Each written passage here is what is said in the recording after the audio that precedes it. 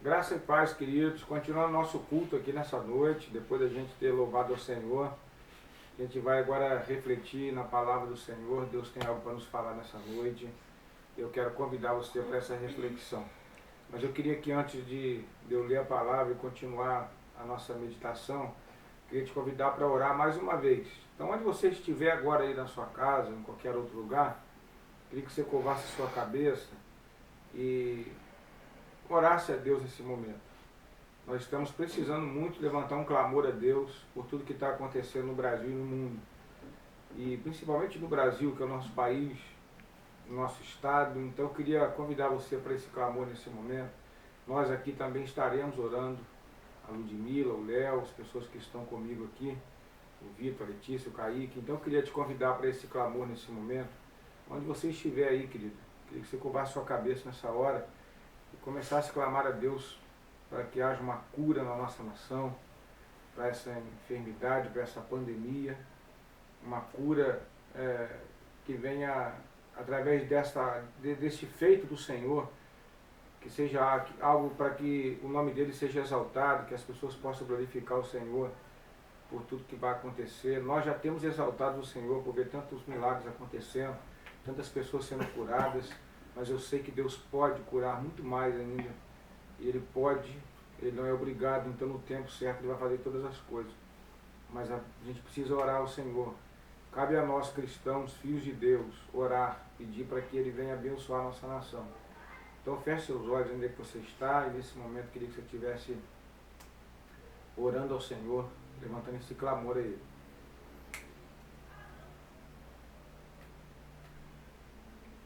Deus, eu quero pedir ao Senhor pela vida dos teus filhos que estão nesse momento em suas casas, com suas famílias. E nesse momento, ó Deus, atendendo o apelo que fiz, estão orando, estão clamando ao Senhor por cura no Brasil e no mundo, mas especificamente na nação brasileira, Deus. Deus venha derramar a tua unção, a tua graça sobre a vida de todos aqueles enfermos, de todos aqueles, ó Pai, que perderam um ente querido, ó Pai, aqueles que estão acamados, isolados, que o Senhor venha derramar a tua graça, a cura sobre a vida de cada um, Deus. Senhor, nós desejamos muito que esse tempo passe logo, mas ajude-nos a entender, ó Pai, que o tempo pertence ao Senhor e todas as coisas estão debaixo da tua mão e sob o controle do Senhor. Então, Pai, nós queremos descansar no Senhor, esperar em Ti, porque eu sei, Deus, que o Senhor tem algo bom, ó Deus, algo grande, trazendo para nós, para o nosso povo, para a nossa igreja, para a igreja espalhada no Brasil e no mundo, ó Deus. E nós desejamos, ó Pai, um dia ver tudo isso acontecendo de forma milagrosa e exaltar o Teu nome por tudo, ó Pai. Deus, venha abençoar-nos, venha guardar nossa casa, venha guardar nossa família. Se possível for, ó Pai, livra-nos, ó Pai, dessa enfermidade, Deus. Livra-nos, ó Pai, de sofrer, ó Pai, a luta que tanta gente tem sofrido com essa Covid-19, Pai. Mas, Deus, não é porque nós somos melhores, ó Deus, mas ninguém quer passar por isso. E é por isso que nós clamamos a Deus pela vida daqueles que estão enfermos, por aqueles que estão de luto, pelos profissionais da saúde, ó Pai, que estão nesse momento na linha de frente, colocando a sua própria saúde, a sua própria vida em risco. Nós clamamos ao Senhor por misericórdia, ó Deus, e que o Senhor venha proteger cada uma pessoa dessa, ó Pai. E venha falar conosco através do que nós vamos meditar aqui nessa noite, Pai. É a minha oração no nome de Jesus. Amém. Eu quero te convidar para uma leitura bíblica, apenas um versículo, Gênesis capítulo 8, versículo de número 22. Abra sua Bíblia ou acesse aí no seu telefone, Gênesis capítulo 8, verso de número 22. Diz assim a palavra de Deus: enquanto a terra durar, haverá sementeira e colheita, frio e calor, inverno e verão, dia e noite. Eu quero falar sobre o inverno, querido. Ou mais especificamente o inverno, mas eu queria lembrar das 4 estações do ano: primavera, verão, outono e inverno. E se você não percebeu ainda, nós já estamos no inverno. Embora na estação do ano, a gente está no período do outono. O inverno começa em junho. Mas nós já estamos no inverno. Você pode perceber que eu estou de casaco aqui, o Vitor está aqui na minha frente também, está bem agasalhado. Mas aqui do meu lado tem pessoas, a Letícia também está de blusa de frio, está no inverno. Mas aqui tem o Léo, o Ludmila, o Kaique está aqui na minha frente, que parece que estão no verão. Porque estão sem blusa, estão muito à vontade. E não sentem frio, talvez, né? Isso é bom, é ruim, não sei.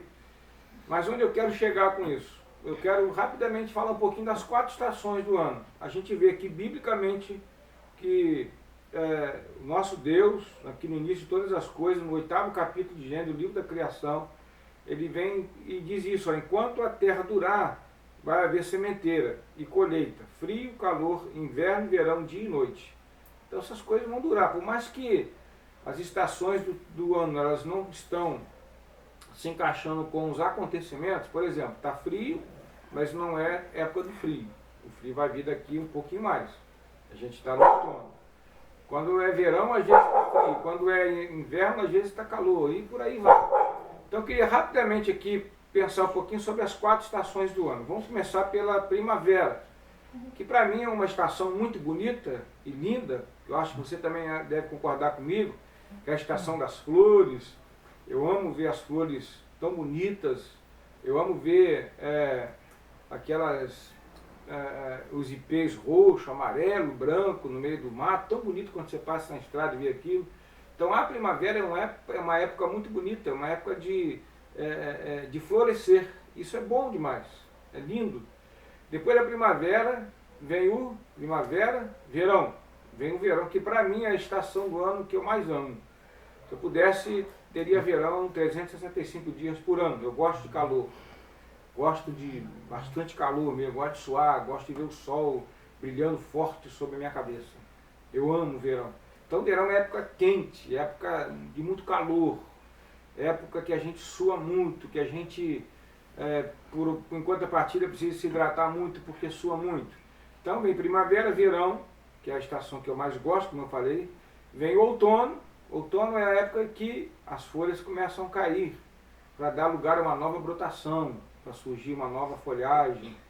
E logo em seguida então vem o inverno, que é uma época fria. Mas onde eu quero chegar com isso, talvez você nem esteja entendendo, não é verdade? Então, eu quero trazer esses acontecimentos naturais para a nossa vida espiritual. Todo cristão vive as 4 estações do ano, embora não deveriam viver todas as 4 estações do ano. Vamos começar então pela primavera. Todo cristão ele deve florescer, dar frutos.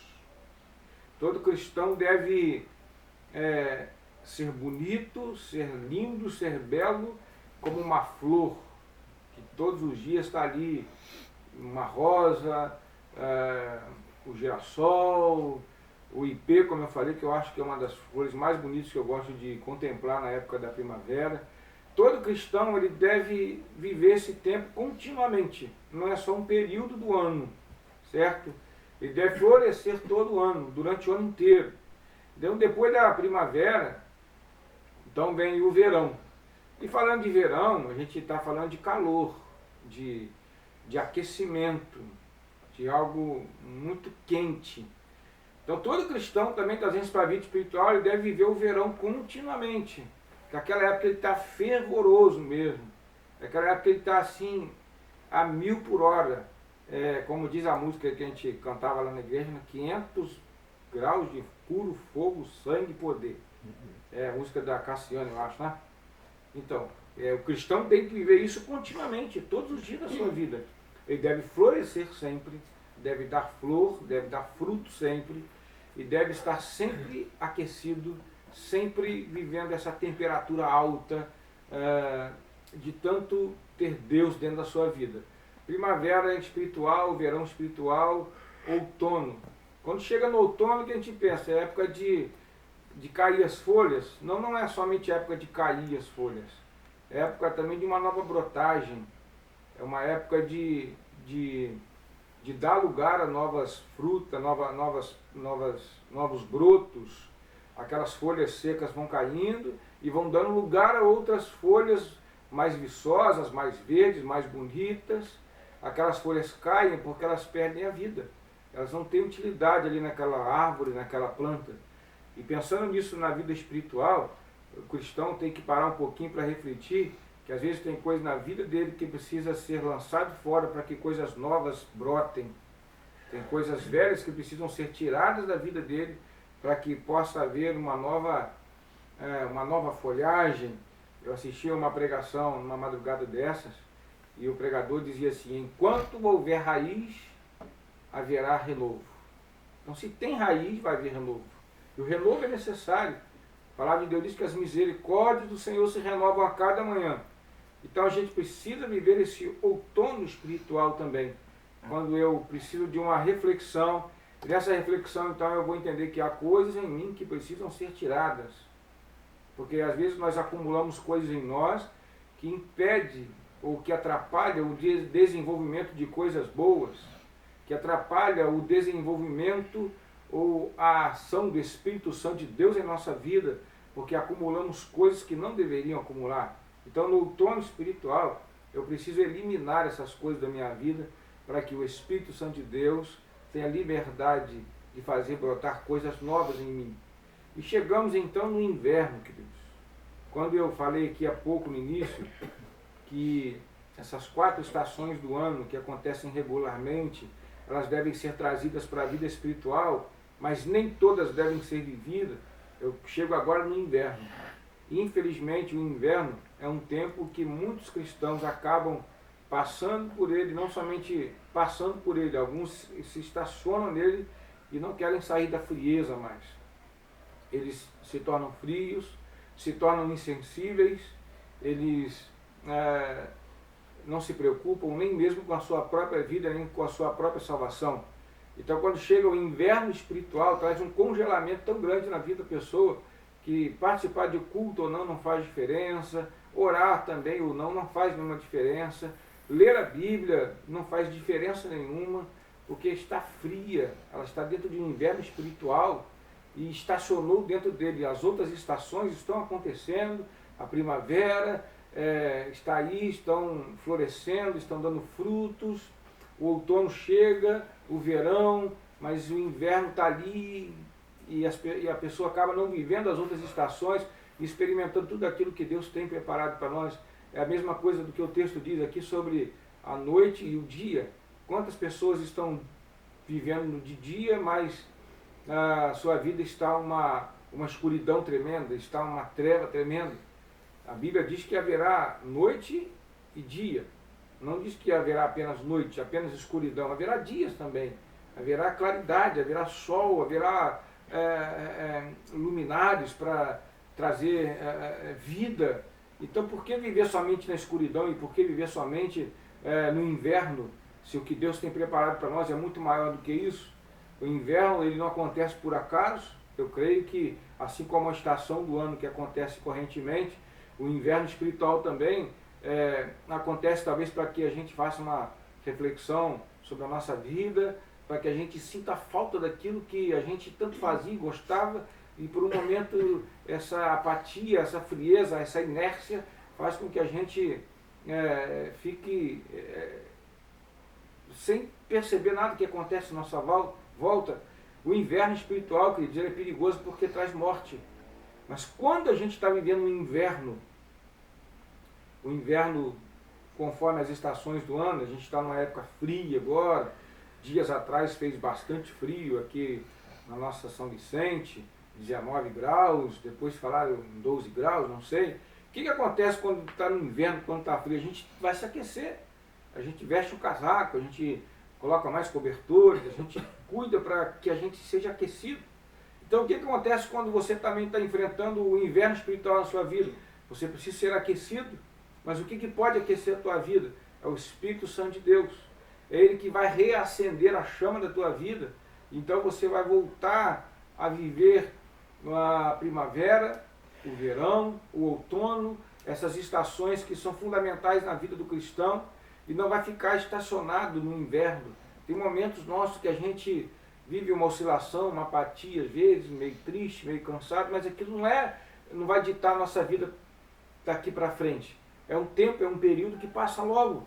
Então eu preciso permitir que o Espírito Santo de Deus aqueça o meu coração de forma que o inverno espiritual não domine a minha vida.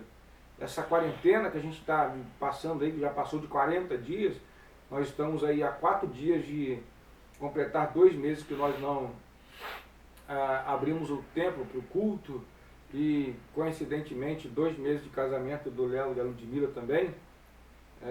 O dia que eles casaram foi o último culto na igreja também. Então a gente, 2 meses praticamente, 2 meses que a gente percebe que tem tantas pessoas nesse esfriamento espiritual tão grande, tantas pessoas que estão nesse inverno espiritual e às vezes tentando preencher e aquecer sua vida com coisas que trazem mais esfriamento espiritual ainda. Mas eu quero desafiar você que talvez esteja nesse inverno espiritual, convidar o Espírito Santo de Deus para poder aquecer o teu coração, de forma que você sinta muito calor, que você sinta essa chama ardendo no teu peito, e que você floresça, e que você viva o outono e tira da tua vida aquilo que não tem valor, que não presta, para que o Espírito Santo de Deus possa frutificar na sua vida, para que você possa dar frutos. Então reflita nisso, queridos. É um comparativo, uma analogia, trazendo para a nossa vida espiritual, e infelizmente isso acontece, a gente não vive só essa estação durante o ano, a gente vive isso na vida espiritual. E quantas pessoas vivem? Eu seria hipócrita dizer para você que eu nunca vivi o inverno na minha vida espiritual. Eu já vivi, sim, quando mais jovem, pensei em desistir, largar a igreja. Por que esse esfriamento, esse inverno espiritual acontece? Porque nós distanciamos de Deus, nós nos distanciamos dele, distanciamos da palavra dele. Então a gente fica inerte, mergulhado dentro de um inverno espiritual, enquanto outras pessoas estão vivendo o seu verão, a sua alegria, a sua felicidade, estão florescendo, estão sempre fazendo uma limpeza na sua vida, tirando o que não presta, para que aquilo que é bom cresça, frutifique dentro dela. Já passei por isso. E quem nunca passou por isso? Talvez você possa até, pastor, mas eu nunca passei por isso, amém. Mas ninguém está livre de passar por um inverno espiritual, ninguém. Mas não há nada melhor do que viver nas outras estações. Viver a primavera, viver o verão e o outono. Se o inverno, querido, bateu na sua porta e você se sente frio nesse momento, é hora de você convidar o Espírito Santo de Deus para reacender essa chama que está aí dentro e te colocar de pé novamente. Não permita que você viva dentro desse inverno espiritual. Que Deus não preparou só isso para nós, tem algo muito maior para nós. Não viva só como se tivesse uma negra nuvem andando sobre a sua cabeça. Viva dia após dia, ainda que nuvens negras possam parar sobre a sua cabeça. Existe um sol muito mais forte e brilhante que quer brilhar sobre a tua vida. E Deus, com certeza, Ele quer te levantar, Ele quer te acordar, Ele quer despertar você. Mas aquilo que você tem que fazer, Deus não vai fazer em teu lugar. Você que está ouvindo essa palavra nessa noite, sai da acomodação, sai da inércia. Esse tempo que a gente está de quarentena não é férias que a gente está tirando, férias da igreja, férias disso. Nós continuamos ativos. O tempo está fechado, mas a igreja está ativa. O tempo não abriu, mas a igreja está aberta. Somos nós. Então, se levante, querido, se põe de pé. Nós somos filhos de Deus. Nós somos filhos do Deus Altíssimo. Somos nós que vamos causar uma revolução nessa cidade e no mundo. Porque Deus quer usar a minha vida e a tua vida. Mas para isso a gente não pode ficar na inércia e nem tampouco vivendo o inverno espiritual. Que Deus possa abençoar a sua vida através dessa palavra. Você possa sentir-se, a partir desse momento, querido, fortalecido e aquecido pelo Espírito Santo de Deus, para sair da acomodação, para sair da inércia e começar a caminhar e começar a se movimentar em direção à cruz de Cristo. Ainda que com passos limitados por conta dessa quarentena. Mas onde Deus quiser te levar, você vai, porque eu tenho certeza que Ele tem planos para a tua vida. Que Deus te abençoe em nome de Jesus.